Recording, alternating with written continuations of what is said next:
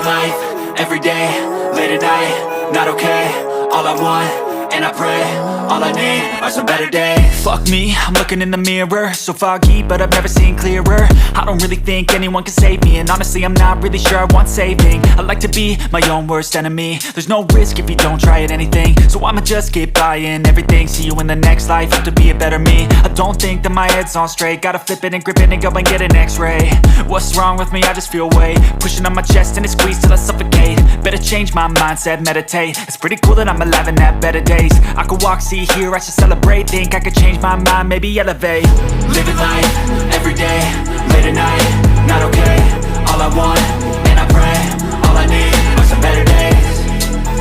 Yeah, all I need are some better days. Cause all I want, and I pray, I believe in the better days. I'm kinda stuck between a rock and a hard place. Do I work hard or live at my pace? You're only young once, yeah that's all great, but I also want a future where I'm okay. Living life is doing lots of cocaine. Wait no, it's living with no shame. Wait no, it's sleeping in on Sundays. I guess it's different for each of us and that's okay.